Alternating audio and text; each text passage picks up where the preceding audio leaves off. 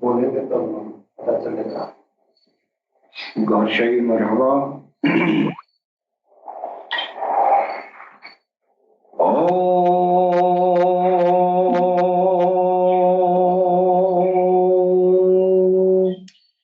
श्री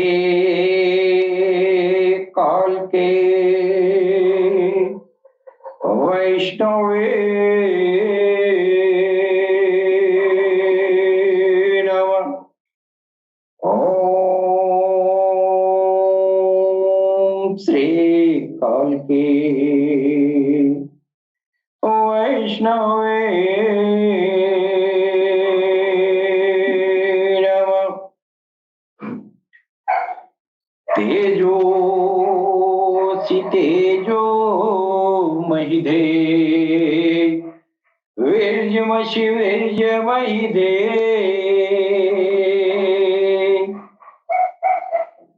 बलमसि बलं महिधे ओजोसि ओजो महिधे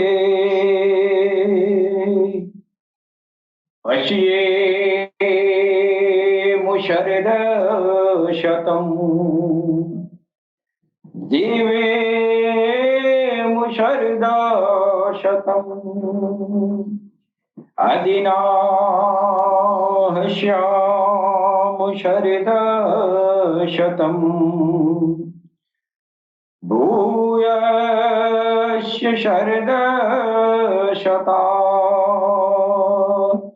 ओम शं नो मित्रा संवरुणः शं नो भवत्वर्यमा शं नो इंद्रो बृहस्पतिः शं नो विष्णु रुक्रमः। ओम शांति शांति शांति। ओम पूर्णमद पूर्णमिदं पूर्णात् पूर्णमुदच्यते पूर्णस्य पूर्णमादाय पूर्णमेवावशिष्यते। ओम शांति शांति शांति। वक्रतुंड महाकाय सूर्यकोटि संप्रभः निर्विघ्नं कुरु मे देवं सर्वकार्येषु सर्वदा। ओम गंगणपतये नमः। ओम गंगणपतये नमः। ओम गंगणपतये नमः। सर्वप्रथम हम अपने भगवान सद्गुरु सैयदी यूनुस अल गौहर की चरण कमलों में भगवान श्री राम की धरती से मैं कोटि कोटि नमन करता हूं। तत्पश्चात हमारे जितने भी भाई बंधु जो पूरी दुनिया में प्यार और मोहब्बत का पैगाम इंसानियत के दिलों तक पहुंचाते हैं, उन सभी दिव्य आत्माओं को भी मैं सर नवाकर प्रणाम करता हूं। दोस्तों,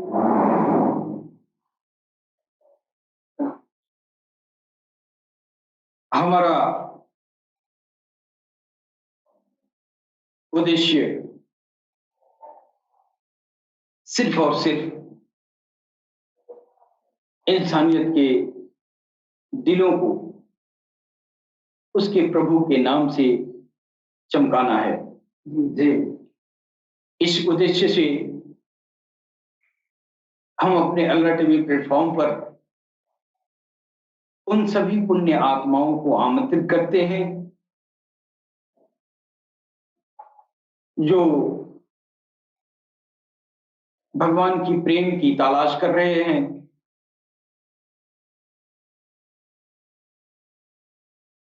इसी हेतु अपनी जिंदगी गुजार रहे हैं। चाहे वो पुण्य आत्मा हिंदू हो, मुस्लिम हो, सिख हो, ईसाई हो, चाहे जिस भी दीन धर्म में, जिस भी पंथावरी में वो अपना जीवन यापन कर रहा हो, अगर वो ईश्वर के प्रेम की तलाश करता है तो हमारी अल्लाह टीवी का ये दिलों का पैगाम उस पुण्यात्मा के लिए है जो अपनी जिंदगी भगवान के प्रेम के लिए जी रहा हो, भगवान के प्रेम की तलाश में हो। भगवान का प्रेम बड़ा दुर्लभ चीज है। भगवान का प्रेम दावे तो सभी लोग करते हैं, लेकिन भगवान का प्रेम जिसको हासिल है, जिसको प्राप्त है, उसकी पहचान, उसकी सबूत, उसकी सनद भी उसके पास होनी चाहिए। अगर आप किसी से प्यार करते हैं तो उसकी अलामत, उसकी पहचान, उसकी सबूत होती है।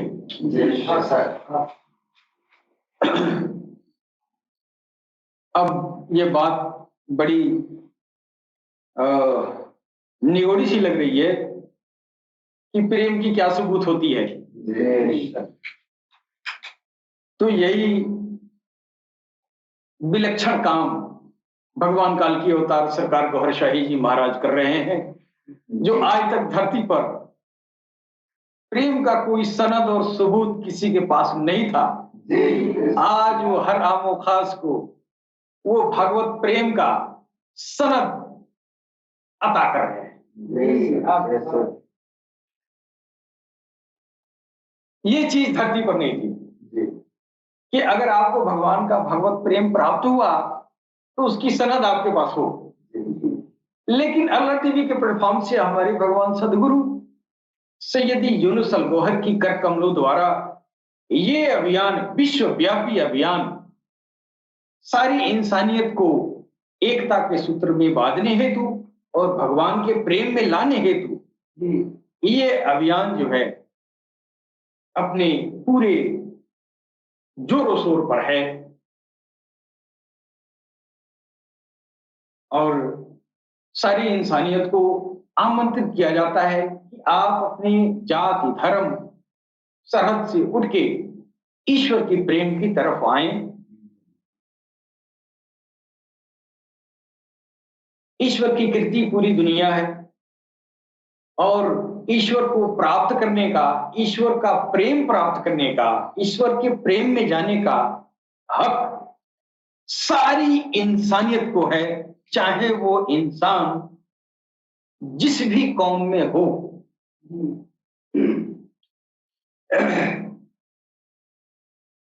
तो हमारे अल्लाह टीवी के प्लेटफॉर्म से हमारे भगवान सदगुरु के द्वारा ये बातें जो है इंसानियत के सेवा में प्रस्तुत की जाती है कि आप अपने दिल को अपने प्रभु के नाम से जागृत करें और अपने दिल में अपने प्रभु के प्रेम का सबूत हासिल करें। आप किसी से प्रेम करते हैं तो आप ये अपने प्रेमिका को या प्रेमी को आप तौलते हैं कसौटी पर, और तौलते हैं तो आपको आपके पास कसौटी क्या है कि आप इम्तिहान लेते हैं कि हम जिससे प्रेम कर रहे हैं क्या वो मुझसे प्रेम कर रहा है कि नहीं। तो आप दुनियादारी का इम्तिहान लेते हैं।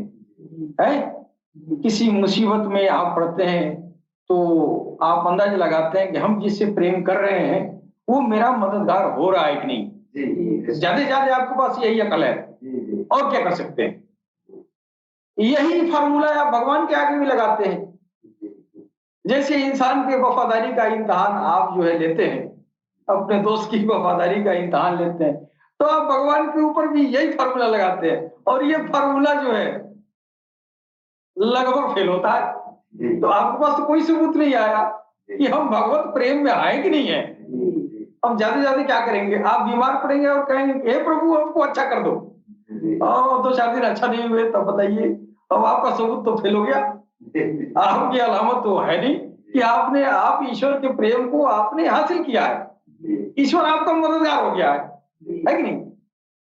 और ये जो है अगर आप भगवान को नहीं भी पुकारेंगे तो दवा तो खाएंगे ही, आप दवा से ठीक हो गए। क्या ये सबूत है कि आपने दवा से ठीक हुआ कि भगवान आपको ठीक कर दिया। आप रास्ता चलने एक्सीडेंट हो गया तो आपके मिस्टेक से हुआ है कि नहीं, आप बच गए तफाकन। अब ये तो कहा जाता है कि हाँ भगवान की कृपा है और बचा लिया। अब कहीं कह सकते हैं आपके सामने तो यही कहीं रास्ता है, इसलिए कि आप इसके आगे जानते नहीं है। उसकी कृपा हासिल करने का आपके पास कोई तौर तरीका है ही नहीं है कि आपके पास पक्का सबूत हो कि हाँ उसने मेरी मदद किया है कि नहीं। मान लिया करते हैं, मान लेते हैं, है कि नहीं। तो अब आपके साथ अच्छा काम हो रहा हो, आपके साथ हमेशा शुभ घड़ी आपके साथ गुजरता हो, तो आप कह रहे हैं कि हमारे ऊपर बहुत कृपा है कि नहीं। और ये कोई जरूरी नहीं है कि अच्छा ही हो रहा हो, कभी कभी बुरा भी हो जाता है, कभी कभी अति बुरा हो जाता है कि नहीं। तो आप उसकी कृपा को कैसे आप ये करेंगे कि हमने प्रेम किया है उनसे, है कि नहीं, उन्होंने मदद किया है। कभी कभी तो आप देखते हैं अक्सर जो है ये बहुत आस लगाए हुए हैं और जो है हमको ये जो है भगवान के प्रेम में जो हमारा जो प्रेम है भगवान से वो कसौटी पे खड़ा नहीं उतरा, इसलिए कि आपने कसौटी ऐसे बनाया है कि वो फेल होना ही है। भगवान के साथ आपकी कसौटी वो नहीं होनी चाहिए जो दुनिया के लोगों के साथ आप कसौटी करते हैं। भगवान के साथ प्रेम की कसौटी सरकार ने बताया, सरकार ने कहा अगर तेरा दिल तेरे रब के नाम से जारी हो जाए, तेरे दिल की धड़कने राम राम कहना शुरू हो जाए, ये सबूत है कि ईश्वर भगवान राम ने तुमको कबूल किया, तुमको अपनी नाम लेवों में शामिल कर लिया, है कि नहीं। तो यही काम तो सरकार गौरशाही कर रहे हैं और इस अभियान का जो है ये शुरुआत सरकार गौरशाही अपने जमाने में इसको शुरू करके इंसानियत के दिलों को उसके प्रभु के नाम से आबाद करने का ये जो है ये अभियान जारी है और ये अभियान जारी रहेगा। जागे दिल, इंसानियत का दिल उसके रब के नाम से चमक उठेगा, फिर वो कल की अवतार सरकार गौरशाही पुनः आप सामने आएंगे। इसलिए आएंगे कि वो इमाम मेहदी है और इमाम मेहदी का किताबों में हदीसों में बयान है, मोहम्मद रसूलुल्लाह ने फरमाया है कि वो आएंगे, वो कुछ दिनों के लिए लोगों के बीच से गायब हो जाएंगे लेकिन पुनः वो आएंगे। और जब गायब हो जाएंगे तो ये आशिकों के, उनसे प्रेम करने वालों के एक इम्तिहान का दौर होगा, है कि नहीं। तो सरकार गौरशाही इमाम मेहदी इसलिए आएंगे, इसलिए कि हदीसों में बयान है, तब तक आने तक ये अभियान हमारे सदगुरु के ये जो है चरण कमलों से ये अभियान जारी है, ये आध्यात्मिक प्रलाप जारी है और ये जो है मोहब्बत का मशाल लेके पूरी दुनिया में आप सदा लगा रहे हैं। आओ दिल वालों हम तेरे दिल को तेरे रब से जोड़ते हैं। ये काम जारी है, जारी रहेगा, तब तक जारी रहेगा जब तक सरकार गौहरशाही इमाम मेहदी अस्सलाम कल की अवतार उदखिल समाविल मैत्रे बुद्धर तीर्थंकर फारकली कंफोर्टर जिनकी पेशनगोई दुनिया की हर किताबों में आई है, जब तक वो आ नहीं जाते हैं तब तक ये दिलों के जगाने का ये अभियान जारी रहे। क्यों? जब वो लोगों का दिल जो है जब वो ये रोशन हो जाएगा, उसकी आंतरिक चक्षु खुल जाएगी, फिर वो काल की अवतार को पहचान पाए, है कि नहीं। और ये जो गैबत का जो दौर चल रहा है, ये इंसानियत के दिलों को जगाने का, कि अपनी आंतरिक चक्षु को खोलें इस अध्यात्म ज्ञान के जरिए, इस ज्योति के जरिए जो सरकार गौरशाही जो है ये आपको अता कर रहे हैं, प्रदान कर रहे हैं, कि अपने प्रभु के नाम से अपने दिल को चमका लो। उस अपने प्रभु के नाम से दिल के अंदर धड़, जब तेरे प्रभु का नाम का संकीर्तन होगा वहां नूर और ज्योति बनेगी, उस ज्योति से तेरी आंतरिक चक्षु खुलेगी, तू पहचान जाएगा कल की अवतार कौन है, तू पहचान जाएगा इमाम मेहदी कौन है। इसलिए कि यह काम दूसरा कोई कर ही नहीं सकता। क्यों नहीं कर सकता?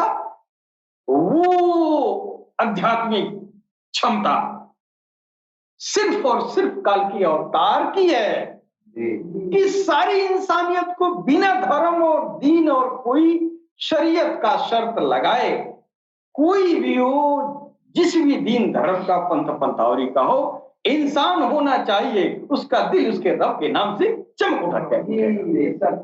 ये काम सिर्फ और सिर्फ काल की अवतार सरकार गौरशाही इमाम मेहदी अलैहिस्सलाम ही करेंगे, बाकी इसके अलावा कोई नहीं किया। यह काम उन्हीं के लिए है और ये काम जारी है। अब तक की जो आध्यात्मिक विद्या सुनी गई है, वो ये सुना गया है कि सांसों की माला पर भगवत का नाम जो है जप किया जाता रहा, जिससे जो है ज्योति बनती रही। लेकिन उस ज्योति की मिकदार इतनी नहीं थी कि आपकी सूक्ष्म आत्माओं को जागृत करे, है कि नहीं? इसलिए जब तक आत्माएं जागृत नहीं होगी, आपकी नाभि आत्मा संतुष्ट नहीं होगी, आपका मन पर नियंत्रण नहीं होगा, फिर दुनिया की मोह पाश में बंधा रहेगा, फिर ईश्वर की तरफ बढ़ नहीं पाएगा। ये ईश्वर की तरफ जाने वाली गाड़ी सबकी रुकी हुई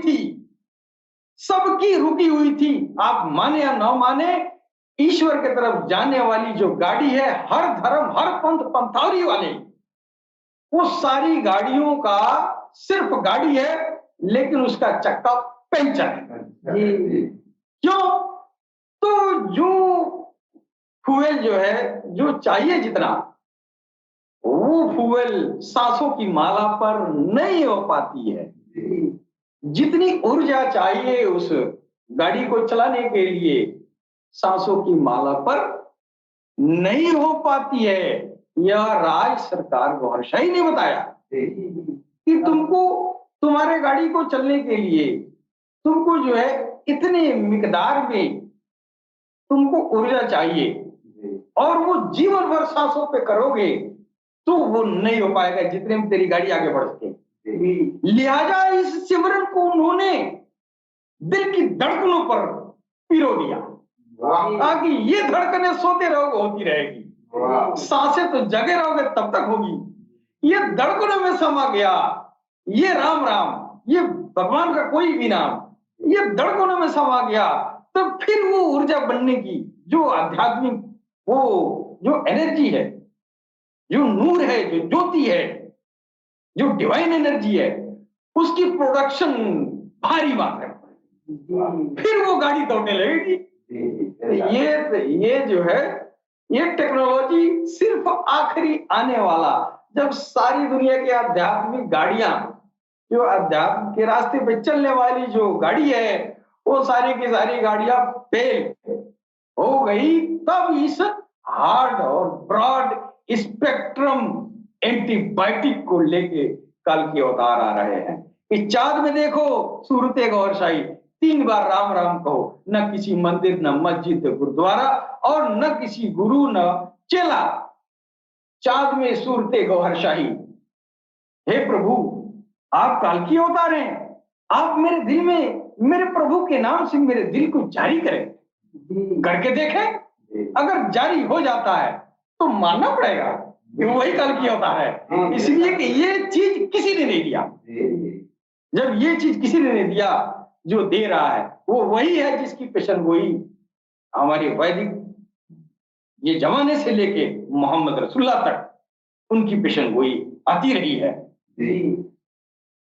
और ये वही हस्ती हैं, ये चांद वाले गौहर शाही, ये वही है जिनको हमारे वेदों ने नराशंस कहा और हमारे वैदिक ऋषियों ने इतना अनुराग रखा, इनका नाम नराशंस कहा। वो नर जो इंसानियत को प्रभु के प्रशंसा में लगाए, प्रभु के जिक्र फिक्र में लगाए, प्रभु के संकीर्तन में लगाए, वो इंसान के जुबान को नहीं, इंसानियत के दिलों को प्रभु के जिक्र फिक्र में लगाने वाला वो गौहर शाही काल की अवतार है। ये इन्हीं के लिए हमारे वैदिक ऋषियों ने प्यार से नराशंस कहा था। वो नर, और नराशंस इसलिए कहा कि आने वाले मुस्तकबिल में जो इंसान होंगे उनके अंदर ये कभी भूल कर भी न आए कि वो जो हस्ती आने वाली है वो कोई देवता होगा या कोई अदृश्य ये जो है प्राणी होगा, कोई ये अलौकिक प्राणी होगा, वो इंसान बन के आएगा जिसका नाम है गौहर शाही, जिसका चेहरा चांद में चमक रहा है, सूरज में चमक रहा है, हजरे अस्वद में चमक रहा है। और हजरे अस्वद किसी मुसलमान का नहीं है, हजरे अस्वद सबका है। इस्लाम के आने से पहले हजरे अस्वद था, तो फिर उस पर हकदार सिर्फ मुसलमान क्यों होंगे? हजरे अस्वद मेरा भी है, हजरे अस्वद सबका है। क्यों? तो हजरे अस्वद में वो चेहरा छुपा हुआ है जो सारी इंसानियत के दिलों को चमकाएगा, सारे इंसानियत की जगह कदर उस तस्वीर उसमें जो नीत है वो हस्ती उसके हाथों में सारी इंसानियत की जजा कजा, वो कर्म फल दिवस में वो तस्वीर जो उसमें नीत है वो तस्वीर आपकी गवाही देगी। लिहाजा ये सरकार गौहर शाही जो आज हम सरकार गौहर शाही कह रहे हैं और मर्तबा जब इतना ऊंचा बता रहे हैं तो आपको समझ में नहीं आ रही है। हमारे वैदिक ऋषियों ने इस जात को नरसंस क्यों कहा? इसलिए कहा कोई भूल कर पारलौकिक शक्ति न कह दे, पारलौकिक प्राणी न कह दे, कोई देवता न कह दे, कोई फरिश्ता न कह दे, कोई मलाइका न कह दे। इसलिए हमारे वैदिक ऋषियों ने बड़ी अनुराग और प्यार से कहा नरसंस होंगे, जिनको अपने यज्ञों में उनको आह्वान करते थे, हे नरसंस आप मेरे यज्ञ में आए और मेरे यज्ञ को सफल बनाए। आज वही गौहर शाही है, वही गौहर शाही है जिनका चेहरा चांद में चमक रहा है। चांद न हिंदू है, न मुसलमान, न सिख, न ईसाई, और गौहर शाही भी न हिंदू है, न मुसलमान है, न सिख है, न ईसाई। गौहर शाही इश्क है, इश्क है, वो इश्क अता करने आए, सारी इंसानियत को अता करने आए। ये इश्क जमाने में नहीं था, पहले भगवान से प्रेम था, उसके बाद मोहब्बत हुआ। अब ये इस दौर में प्यार और मोहब्बत गया तेल भरने, अब ईश्वर से इश्क करो, इश्क, ये इश्क सरकार गौहर शाही अता कर रहे हैं। अब इससे बड़ी अलामत पहचान इमाम मेहदी का क्या होगा? हमारे मुसलमान भाई गुमराह हो रहे हैं, लेकिन इश्क की पराकाष्ठा नहीं जानते हैं।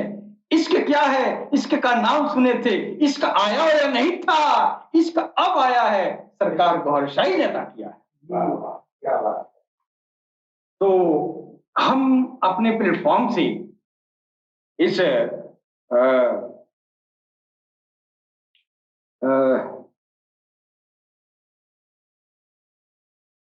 सारे धर्मों का जो मूल सिद्धांत है वो एक ही है, और हम सारे धर्मों के मूल सिद्धांतों पर हम अमल पैरा है।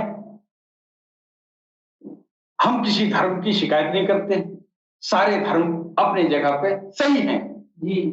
लेकिन धर्म से इश्क नहीं मिलेगा, धर्म से भगवान का प्रेम मिल चुका, भगवान का मोहब्बत मिल चुका, वो चीज नहीं मिला जो प्यार की पराकाष्ठा है, जिसका नाम है इश्क। और उसको ये अंग्रेजी अगर टर्मिनोलॉजी का प्रयोग करें तो हमारे सनातन भाई इश्क नहीं समझे तो रप्चर्ड लव जान सकते हैं, अंदाजा मिला लें। ईश्वर से रप्चर्ड लव देने का, कराने का जिम्मेदारी सिर्फ और सिर्फ कल की अवतार की होगी। इमाम मेहदी का होगा। इमाम मेहदी ही जो है मुसलमानों को अल्लाह का इश्क अता करेंगे और हिंदुओं को भगवान का इश्क अता करेंगे। तो हम सारे धर्म सिद्धांतों को हम कदर करते हैं, सबको मानते हैं। सरकार ने किसी दीन धर्म वाले को किसी की शिकायत नहीं किया, सारे दीन धर्म वालों को आमंत्रित किया कि सब आए, अपने अपने दीन धर्म के मुताबिक ईश्वर के इश्क तक पहुंचाएंगे। ये सरकार का वादा है। जो सरकार से जो है टच कर लिया, जो सरकार से टकरा गया, फिर वो इश्कबाज हो ही गया, इसमें कोई शक नहीं। तो इस दौर में जो है इतना ये नेगेटिव एनर्जी की ये जो है परसेंटेज पूरी दुनिया में बढ़ चुका है कि सबका दिल जो है नफरत से भरा हुआ है। खास तौर से धर्मावलंबियों के ये जो है धर्मों को ऐसे प्रस्तुत किया जा रहा है कि आम इंसानियत जो है खेमे खेमे में बढ़ रही है। ये हमारा सनातन धर्म में वसुधैव कुटुंबकम का ये जो है संदेश है कि पूरी दुनिया एक परिवार है। लेकिन बाद में आने वाले बहुत सारे धर्म है, इन धर्मों में धर्माचार्यों ने अलग अलग अपने अपने मतों को समावेश किया, जिसकी वजह से धर्म ग्रंथों में बदलाव रद्दोबदल कर दिया गया। और रद्दोबदल वो चीज है कि जैसे मिलावटी आटा आपके पेट के लिए हानिकारक है, उसी तरह आपका ये मिलावटी किताबें भी आपके ईमान के लिए भी हानिकारक है। अब इस दौर में अब जो मिलावटी चीजें हैं, इनको इस्तेमाल करने से बेहतर है कि हम ईश्वर की प्रेम की तरफ आए। यही हमारे लिए एकमात्र रास्ता है और विशुद्ध है कि ईश्वर के प्रेम में मिलावट नहीं हो सकता। अगर आपके साथ हमारे साथ आप 2 बार 4 बार राम राम कह दें और आपके दिल में राम राम चला गया, हमने क्या मिलाया आपको? दूसरा कोई प्रवचन तो दिया नहीं, कोई कथा कहानी कहा नहीं, कोई दीन धर्म की बात कही नहीं, राम राम दे दिया और राम राम का सबूत आपके पास चला गया। इसमें क्या मिलावट है? किताबों में मिलावट है। सरकार गौरशाही का जो आध्यात्मिक प्रलाप है वो 2.5 अक्षर का है, इसके अलावा कुछ नहीं है। मिलावट किसी में होगा? अरे मिलावट तब होगा जब आपके पास मिलावटी सामान होगा। इधर तो मिलावटी सामान ही नहीं है, एक ही बस मंत्र है, राम कहो या रहीम, अल्लाह कहो या ओम, बस इतना ही कहना है। बस मुंह से कह दे अल्लाह कह दे या ओम कह दे। अगर आपको एतराज है कि ये हिंदू है ये मुसलमान है, तो फिर आप चांद से कह दे। ये इतना निष्पक्ष रूप से ये चीज दुनिया के सामने आया है कि अपने दिलों को जगाना है, प्रभु के प्रेम में जाना है, फिर चांद की तरफ देखें और बस चांद से आप अपने प्रभु का नाम लें, चांद को देख के चांद से मांग लें कि हमको हमारे दिल को ओम ओम से जारी करें। देखिए उस गुरु का कमाल जो चांद में बैठा है, आपका दिल राम राम राम राम या अल्लाह अल्लाह या ओम ओम का जिक्र शुरू। जिक्र जब शुरू हो गया तो फिर मानना ही पड़ेगा कि इसमें मिलावटें नहीं है, है कि नहीं? और सरकार गौरशाही ऐसे ऐसे आत्माओं को उन्होंने इस दुनिया में रखा है जिसमें मिलावट हो ही नहीं सकता, इसलिए कि हर बंदा गौरशाही का निष्पक्ष है। धर्म से तो उसको कोई शिकायत ही नहीं और धर्म को कोई किसी धर्म को उंगली नहीं उठा सकता। इसलिए कि इस धर्म की पराकाष्ठा को समझ चुका है, इसलिए कि ईश्वर के प्रेम में जा चुका है, तो फिर धर्म का मतलब ये समझ चुका है। ये धर्म क्या है? इस धर्म से जो इस समय मौजूद है, ये धर्म हमको भगवान के इश्क तक, प्रभु के इश्क तक पहुंचा नहीं सकता। उलझा भले सकता है, उलझा भले सकता, हो सकता है कि ईमान भी जो हो खराब हो जाए, है कि नहीं? हो सकता है कि आप बागी हो जाएं, हो सकता है कि आप जो है आतंकी हो जाएं, है कि नहीं? लेकिन गौर सही के पैगाम दिलों में चला जाए तो आप भगवान के दोस्त बन जाएंगे। आप दुनिया का धन दौलत मिले या न मिले, लेकिन गौर से टकराए तो भगवान आपको मिल ही जाएगा, इसमें कोई संदेह नहीं है। और उसकी अलामत के साथ हमने भी बहुत खाद छाना है, लेकिन हम जब तक सरकार अपने सदगुरु के संपर्क में नहीं आया था, तब तक हमको ये विदित नहीं था कि भगवान को पाना क्या है। पहले ये जाने कि भगवान को पाना क्या है, फिर पाएंगे तो पता चल जाएगा कि हाँ भाई यही पाना है। यहाँ तो टारगेट लेस दुनिया है, और जो कर रहे हैं करते रहिए, करते रहिए, और मंदिर मस्जिद के चक्कर लगाते रहे, फिर ये उम्र यूं ही गुजर जाती है। जब जैसे पैदा हुए वैसे ही चले जाएंगे, है कि नहीं?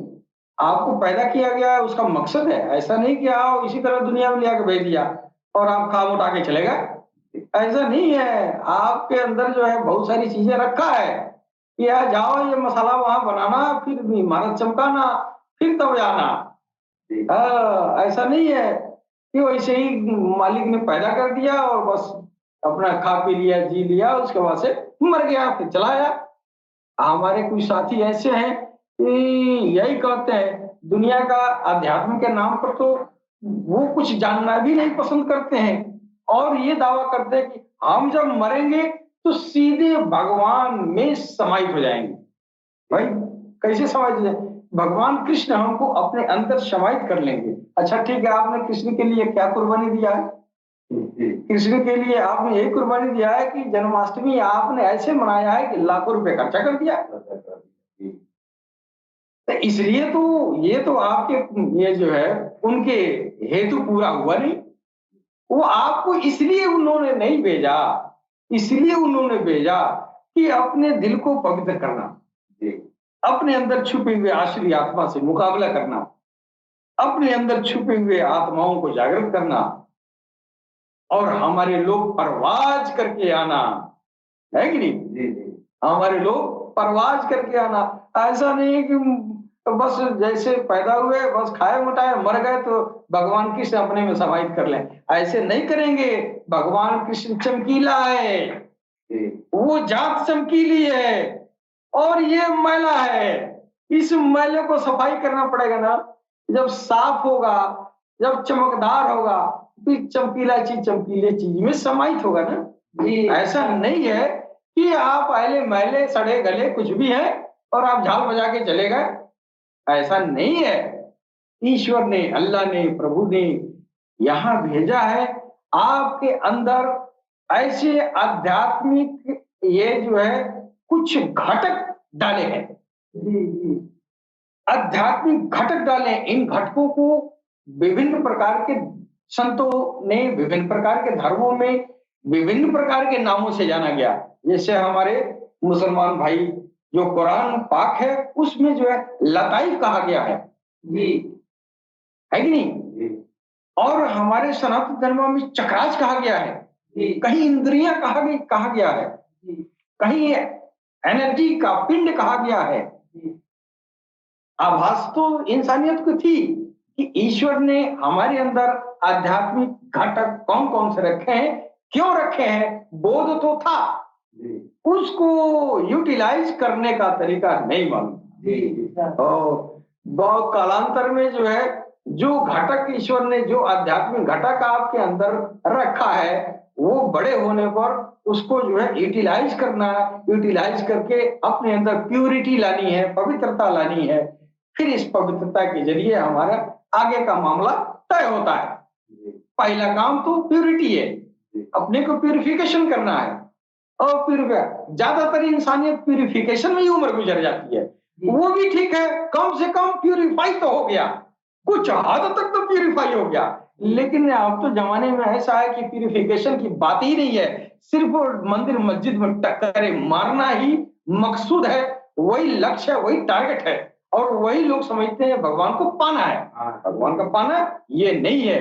भगवान का पाना ये है कि आपके भगवान का नाम आपके दिल की धड़कनों में समा जाए, फिर वो राम राम कहना शुरू कर दे, फिर वहां ज्योति बने, उस ज्योति से आपकी इंद्रियां खिल उठे।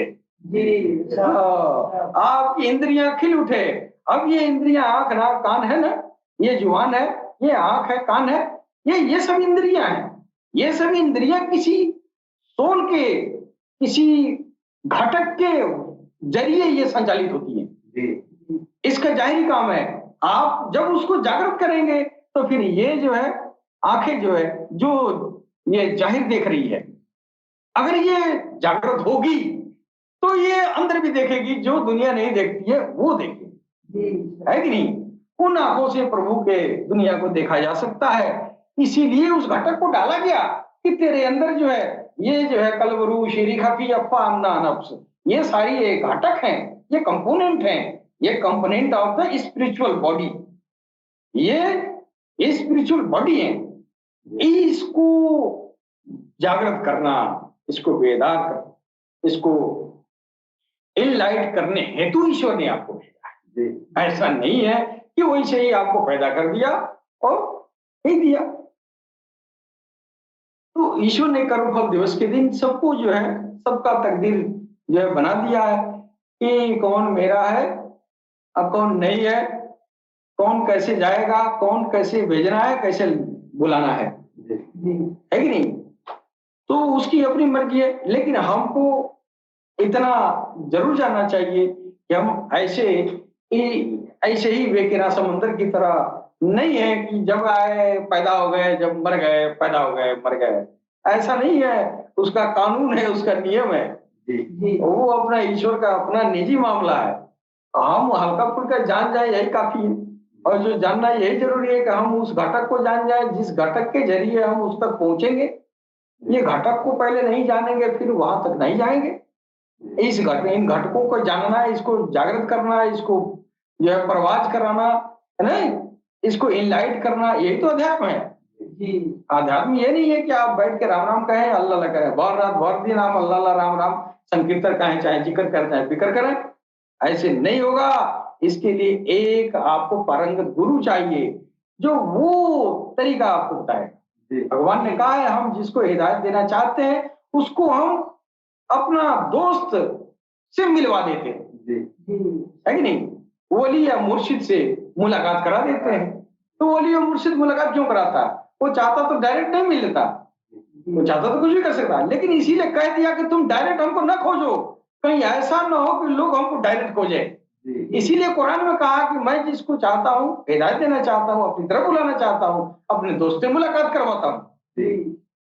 तो भगवान के रास्ते में जाने के लिए सबसे सुगम रास्ता जो है यही है कि उसके दोस्त के से मिलके जाएं। वो भगवान की तरफ जो रास्ता जाता है ना, उसके दोस्त से घर पे होकर गुजरता है। तो किसी उसके दोस्त की तलाश करनी चाहिए। अब ये जमाना आ गया है कलयुग का, तो वो सारे अपने दोस्त उठा लिए। हाँ, अब इस समय कोई दोस्त बचा बचा नहीं है। अब आप मान ले तो अलग बात है, आपके पास कसौटी ही नहीं है मानने का। सरकार को हर ने कहा कि अगर तुमको उसके दोस्त की तलाश करनी है तो फिर ये ले जा, ये तेरा दिल अगर राम राम कर रहा है, अगर वो दोस्त है, तेरा दिल अल्लाह अल्लाह कर रहा है, अगर वो अल्लाह का दोस्त है, ईश्वर का दोस्त है, वो वास्तव में ईश्वर से प्रेम है, तो फिर उसका भी दिल राम राम या अल्लाह अल्लाह कर रहा होगा ना। जब तेरा दिल राम राम करेगा, उसका दिल राम राम करेगा, या अल्लाह अल्लाह करेगा इधर या अल्लाह अल्लाह उधर, दोनों तरफ भगवान के नाम का संकीर्तन होगा। तो जब दोनों एक पास पहुंचेंगे तो एक दूसरे की रिक्कत तारी होती है, एक दूसरे से एक तरह की रिक्कत तारी होगा जिसमें उसकी धड़कने आप जाएंगे अगर परीक्षण करने, तो आपकी धड़कनें उभर जाएंगी। आप समझ जाइएगा कि ये भगवान का दोस्त है, यहाँ से होके रास्ता जाएगा भगवान तक। है कि नहीं? तो अब भगवान तक जाने का रास्ता, अब वो वही रास्ता है सदियों से, तो उसके दोस्त से के घर के से होके गुजरता है। अब वो दोस्त भी सब खत्म हो गए जी, वो सब उठा लिया जी। अब नया कोई दोस्त मिला ही नहीं, तो फिर खत्म हो गए। अब नया दोस्त क्यों नहीं मिला? तो उसके दोस्तों को लोग जो है ठुकरा दिए। ये उसके दोस्त के घर से होके उसके मंजिल तक, ईश्वर तक जो रास्ता जाता था, उस रास्ते को लोगों ने, यानी धर्मावलंबियों ने, हर धर्म के धर्मावलंबियों ने इस रास्ते को लोगों ने कांटा लगा दिया। ईश्वर के घर के तरफ जो रास्ता जाए, उसमें धर्म के नाम का कांटा डाल दो कि ये कांटा भरा रास्ता होगा, ये बंदा जाएगा ही नहीं, न भगवान के दोस्त मित्र के घर जाएगा और न वहां से वो ईश्वर तक पहुंचेगा। है कि नहीं? लिहाजा शैतान जो है, हाँ, यही चाहता रहा। इसलिए वो जब सृष्टिकालीन जो है, जब शंभु मनु को बनाया जा रहा था, तो ईश्वर वो जो है वहां जो है शैतान जो है असुरों का सरदार खड़ा था, और वो उसने कहा कि हे प्रभु, आप इस जात को क्यों बना रहे हैं? ये इंसान जो है ये तो जमीन पर जाएगा और ये कत्लो गारत करेगा जी जी। तो ईश्वर ने कहा तुम जानते नहीं हो, हम इसको वो पदवी देंगे जो किसी को नहीं दिया आज तक। हम ऐसी चीज बना रहे हैं, यानी इंसान ऐसा चीज है जो जैसा इस तरह की मखलूक, इस तरह का प्राणी वर्ग कहीं भी किसी भी आसमान पर किसी भी लोक में नहीं है। यहां तक कि देवता भी इंसान बनने के लिए तरसते हैं। क्यों?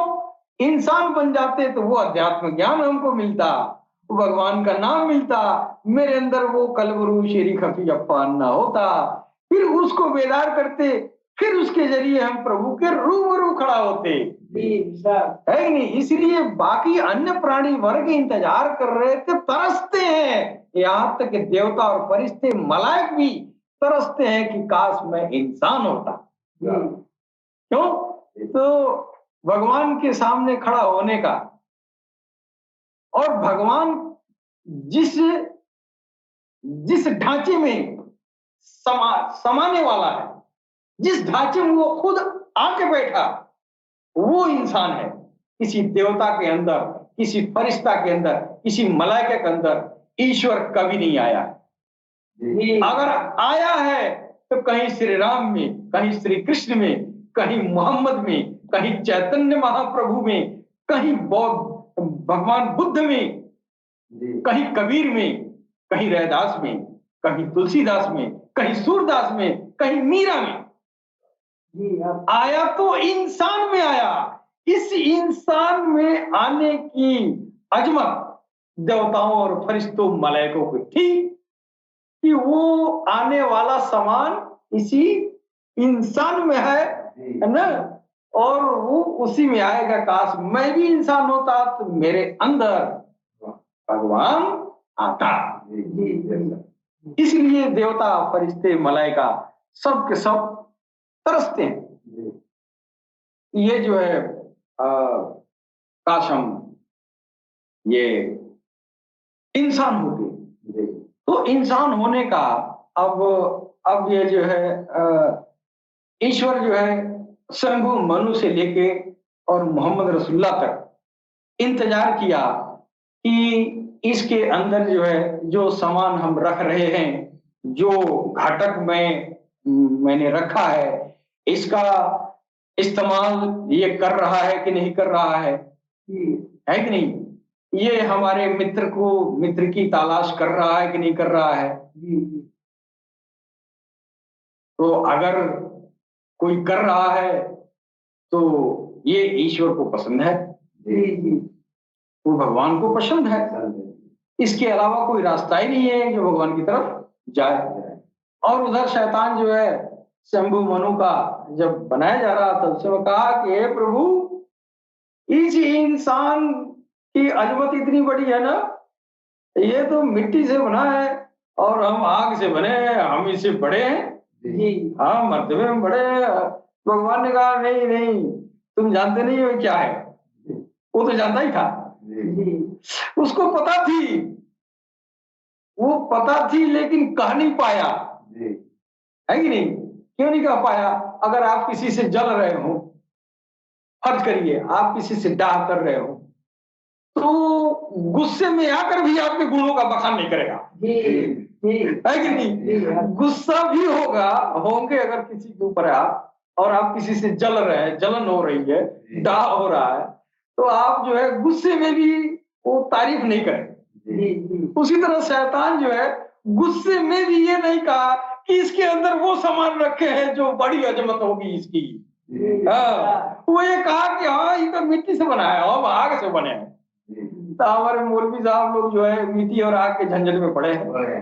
असल बात तो कोई जानता ही नहीं है। असल बात तो ये है, असल बात जिससे चिढ़ थी वो यही है कि वो घटक उसके अंदर था ही नहीं।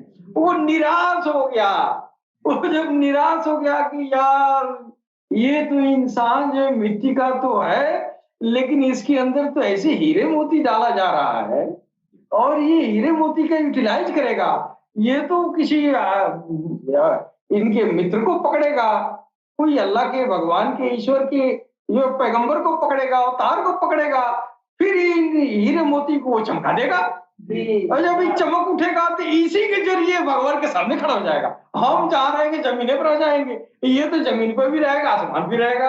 और यही नहीं, एक समय में ही कम से कम 16 जगहों पर रहेगा। उस इस बात का उसको इल्म था कि ये जो है अगर अपने आप को बहुत ही लाइट कर लिया तो एक समय में एक ही जिस्म को हजारों जगहों पर भी रख सकता है। असल चीड़ तो उसको इसी बात से थी। तो हमारा जो संदेश है वो यही है कि इंसान के अंदर जो भगवान ने जो आध्यात्मिक घटक रखा है, उन घटकों का यूटिलाइज करवाना पूरी इंसानियत से, कि इंसान उन घटकों का यूटिलाइज करे, अपने को इनलाइट करे, फिर जो है उसके जरिए परमात्मा के ये जो है समक्ष साक्षात्कार के लिए खड़ा हो सके। हमारा किसी धर्म से कोई लेना देना नहीं है। सब जो है जैसे हमारा वैदिक धर्म है वैसी इस्लाम है। और दरअसल वैदिक धर्म जो है इस्लाम आज जो उरूज पर दिखाई दे रहा है, वो दरअसल वैदिक धर्म की ही वो जो है बहुत ही अत्यंत सुधारात्मक स्टेज है ये वैदिक। क्यों वैदिक धर्म है? ये जो है वैदिक धर्म का मतलब ये होता है कि ईश्वर के आज्ञा का धर्म है, और इस्लाम आज्ञा पालन का है कि नहीं? बात तो एक ही हुआ, एक आज्ञा है और एक आज्ञा का पालन है कि नहीं? तो ईश्वर की जो आज्ञा है वो आज्ञा का जब अनुपालन होने लगा तो इस्लाम पैदा हुआ, है कि नहीं? और इस्लाम आने के पहले जो ईश्वर की आज्ञा है सारे धर्मों में, उसी की आज्ञा को, ईश्वर के आदेश को मॉडिफाई कर करके ईश्वर ने अवतारों और नबियों और मुरसलीनों के जरिए भेजा। आखिरी में इसी वैदिक सिद्धांत जो ईश्वर के आज्ञा है ने, इन आज्ञा को क्रियान्वित किया गया, कार्य रूप दिया गया, वो कहलाया इस्लाम। यानी इस्लाम आज्ञा पालन, ईश्वर के आज्ञा पालन का धर्म है। लेकिन आपको आज्ञा पालन तक ही नहीं रहना है, आपको ईश्वर के प्रेम में जाना है कि नहीं? ईश्वर के प्रेम में जाना है। तो उस ईश्वर के प्रेम में जाने के लिए ईश्वर ने खुद कहा है कि आप हमारे मित्र, हमारे किसी दोस्त, किसी वली मुर्शिद का जो है सहारा लो, फिर उसके जरिए उसके घर से मेरे घर का रास्ता सीधा है, आ जाना, है कि नहीं? तो इसको कुरान में भी ईश्वर ने, अल्लाह ने जिक्र भी किया है कि मैं जिसको चाहता हूँ हिदायत पे लाने के लिए उसको वली मुर्शिद अता करता हूँ। तो हमारा जो है, जो हिंदू और मुसलमान के बीच जो असमानताएं दुनिया में दिखाई जा रही हैं, उन असमानताओं को दूर करके ईश्वर के प्रेम में आमंत्रित करना, ईश्वर के प्रेम की तरफ बुलाना, यही हमारे अल्लाह टीवी का लक्ष्य है। दोनों जो है धर्म, ये गुड़ और शक्कर के मानिंद है और दोनों के मूल में मिठास ही है। हाँ, अगर ये वैदिक धर्म एकेश्वरवाद का संदेश देता है तो इस्लाम उसका पालक रहा है। तो ये दोनों जो है गुड़ और शक्कर का मिसाल है। दोनों के मूल में मिठास है, लेकिन खटास किसने डाला है? खटास उसने डाला है जो भगवान और भक्त के बीच जो बिचौलिया है, उस बिचौलिया ने इस मीठा और शक्कर में ओ नींबू डाल दिया है। नींबू डाल दिया है कि नहीं? हमको मिठास से मतलब है, लेकिन नींबू डाल के ये धर्मावलंबियों ने नींबू मिला मिला के और इसकी जायका को नया आइटम बना दिया है कि नहीं? तो मिठास में सनातन में रहा, सलाम में रहा, उधर मीठा भी खराब और इधर चीनी भी खराब, अब सब खराब है कि नहीं? अब सब खराब है। लिहाजा भगवान ने क्या किया, इन सारी बिचौलियों को हटा दिया। कहा कि अब ये बिचौलिया है ना, ये मंदिर मस्जिद में तुम लड़वाते हो, अब तुम लड़वाते रहो, हमारा जो होगा वो चांद को देख के आएगा, है कि नहीं? अब जो भगवान तक जो रास्ता जाता है ना, अब वो चांद से होके गुजरेगा, वो हाजिर अस्वद से होके गुजरता है, वो महाशिवलिंगम है। अब डायरेक्ट महाशिवलिंगम से ये जो आध्यात्मिक प्रलाप मिलेगा। सूरज को देखो, सूरज में भी नासा के वैज्ञानिकों द्वारा वो देखा गया है, वो खगोलीय ये जो है यंत्रों के जरिए उसमें देखा, उसमें भी सरकार को की छवि प्रकट है। तो अब भगवान ने देखा कि ये तो अब ये बिचौलिए जो है बहुत झगड़ा कर रहे हैं, सब ये सारे बिचौलिए खराब हो गए, सब खराब है, एक भी भगवान के प्रेम तक पहुंचा नहीं रहे हैं, सब धर्म के झोल में मिठाई लगाए हुए हैं, मिठास खत्म कर दिए है। हिंदू जो है वो गुड़ है जिसके मूल में मिठास है, मुसलमान इस्लाम वो शक्कर है जिसके मूल में मिठास है, दोनों में खटास आ गया और वो खटास एक दूसरे को काट करता है। चीनी का खटास दूसरा है और मीठा का खटास दूसरा है, दोनों खटास जब मिलते हैं तो रिपल्सन होता है, वो जहर हो जाता है कि नहीं? अब चीनी का जो खट्टा है और मीठा का जो खट्टा है, दोनों को मिला दिए, वो जहर मुताबिक हो गया, है कि नहीं? ऊपर ऊपर ठीक ठीक है, अंदर तो सुहा नहीं रहा, वो मिठास नहीं है जो उसके कौम में है।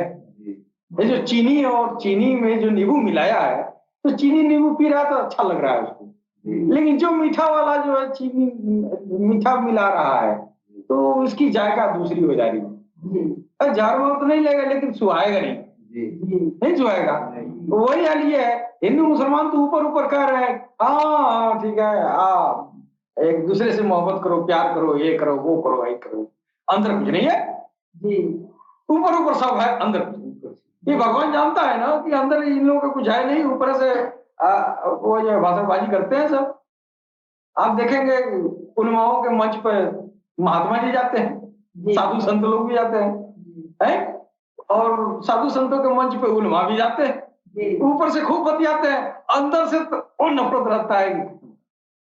ये ईश्वर जानता है, वो देखा कि हमारे गुड़ और हमारे शक्कर में इन लोगों ने खटास डाल दिया है। लिहाजा इन बिचौलियों को हटा के कहा कि चांद में देखो और अपने रब का नाम हासिल करो। उस रब का नाम तेरे दिल में इस्तकरार पकड़ेगा, फिर उसी के जरिए नूर बनेगा। वो नूर तुमको हिदायत और एक न एक दिन तुमको रोशन जमीन कम से कम बनाई देगा और अधिक से अधिक तो रब के रूबरू तू खड़ा भी हो जाएगा। तो वहां जाएगा तो पता चल जाएगा क्या हक है क्या नाहक है। इसके साथ ही हम अपने वाणी पर विराम देते हैं। सलाम, नमस्ते, सत श्री अकाल, बहुत